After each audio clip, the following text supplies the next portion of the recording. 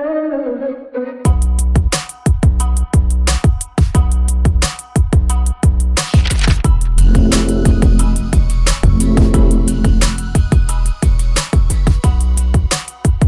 Guys, this is अमन और आज की वीडियो में हम लोग आगे के फंक्शंस जानेंगे एक्सेल के अंदर के। और आज की वीडियो बहुत शॉर्ट होने वाली है और फंक्शंस बहुत ही ज़्यादा इजी और फन हैं। ये सारे फंक्शंस जो आज के हैं वो डेट और टाइम से रिलेटेड हैं। तो कुछ छोटे फंक्शंस हैं पर देखते हैं ये फंक्शंस से होगा क्या। चलिए स्क्रीन में देखते हैं। तो यहाँ पे हम लोग आज बात करेंगे, सबसे पहला जो फंक्शन है हमारा उसका नाम है टुडे। तो इसको यूज़ करने के लिए बहुत सिंपल से काम करना है। Equals to today bracket close और इंटर। जो हमारी प्रेजेंट डेट है उसको ये दिखाता है। तो इसकी हेल्प से हम लोग यहाँ पे क्या कर सकते हैं, आज की करंट डेट को हम लोग देख सकते हैं। तो आई होप टुडे बहुत सिंपल सा, बहुत इजी सा है और आपको समझ में आ गया होगा टुडे का काम क्या है। इसके बाद अगला जो हमारा फंक्शन है उसका नाम है नाउ। तो चलिए देखते हैं। और आपने एक चीज़ ऑब्जर्व की होगी, मैंने इस सेल का साइज़ बहुत बढ़ा रखा है। अगर इस सेल के साइज़ को मैं नॉर्मल कर दूं, अब देखिए यहाँ पे अब हम लोग चलाएंगे नाउ। तो equals to now bracket close inter.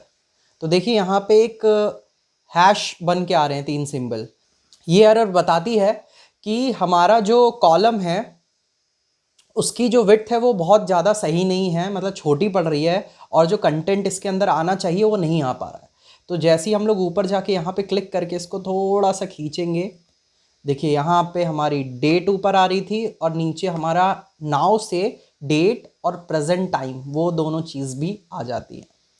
I hope आपको दोनों फंक्शंस क्लियर हो गए होंगे, टुडे और नाउ।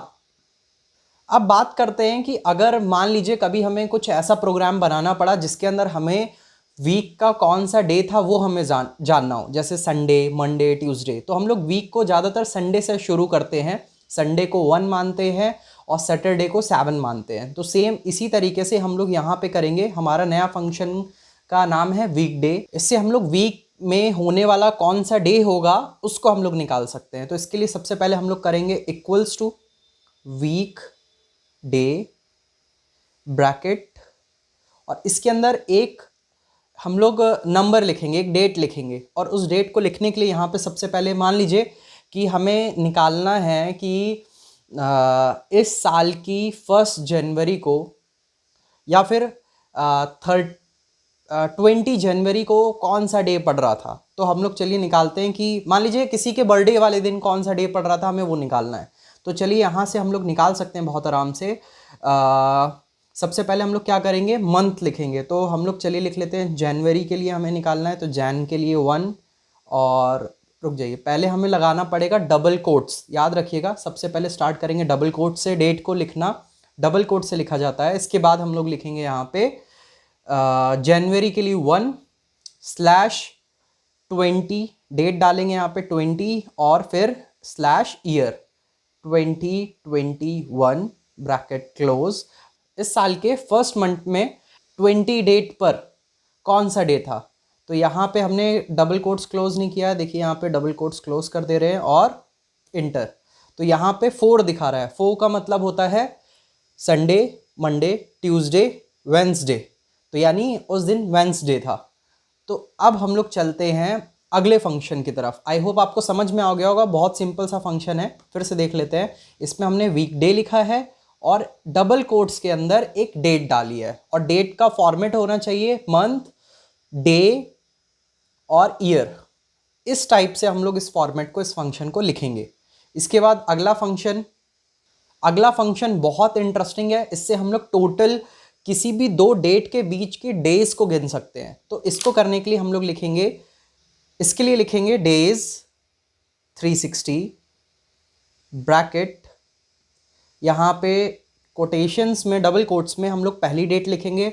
तो मान लीजिए कि अब हमें गिनना है कि इस साल में कितने दिन अभी तक हो चुके हैं। मतलब मान लीजिए कि हमें 1 जनवरी से 1 जुलाई तक की एग्जैक्ट या 20 जुलाई तक की एग्जैक्ट डेज जानने, कितने डेज निकले हैं। तो चलिए निकालते हैं। यहाँ पे डेज 360, पहली डेट डालेंगे हम लोग 1/, 1/2021 डबल कोट्स क्लोज, कॉमा, अब यहाँ पे दूसरी लास्ट डेट डालेंगे जो हमारी फाइनल डेट है जहाँ तक का निकालना है। तो यहाँ पे हमारा हम लोग ने जुलाई के लिए शायद निकालने वाले थे, तो जुलाई के लिए हम लोग गिन लेते हैं जैन, फेब, मार्च, अप्रैल, मई, जून, जुलाई। तो हमारा टोटल 7th मंथ है ये। तो यहाँ पे हम लोग लिखेंगे 7 स्लैश डेट हम लोग ने बोली थी 20 के लिए, स्लैश 2021 डबल कोट्स क्लोज और ब्रैकेट क्लोज इंटर। तो टोटल 199 डेज होंगे अगर हम लोग 1 जैन से लेके 20th ऑफ जुलाई तक की अगर पूरी एक एक डे को गिनेंगे। तो इसकी हेल्प से हम लोग नंबर ऑफ डेज निकाल सकते हैं कि 2 डेट्स के बीच में कितने डेज हुए। तो कहीं पे भी ये फंक्शन यूज़ हो सकते हैं, बस यूज़ कैसे करना है वो मैंने बता दिया। अभी जब ये सारे फंक्शंस हम लोग पढ़ लेंगे तो इसके बाद हम लोग इन सारे फंक्शन से कुछ ना कुछ अलग अलग सेक्टर्स के कुछ प्रैक्टिकल्स करके देखेंगे। फॉर एग्जांपल रेस्टोरेंट के लिए कुछ करेंगे, अगर आपका मान लीजिए शॉपिंग स्टोर है तो उस पर हम लोग कैसे एक प्रोग्राम बना सकते हैं, उसके हिसाब से वो सारी चीज़ें हम लोग छोटे छोटे प्रोजेक्ट बना के उसको ज़रूर देखेंगे। तो आज की क्लास में सिर्फ ये गिने चुने 4 फंक्शन ही थे, ये डेट और टाइम के लिए है, और इसके आगे आने वाले फंक्शंस भी बहुत इंटरेस्टिंग है, मिस मत करिएगा। और अगर आप नए हैं तो डू सब्सक्राइब, और फिर मिलते हैं आपसे अगली वीडियो में। तब तक के लिए बाय एंड पैक अप।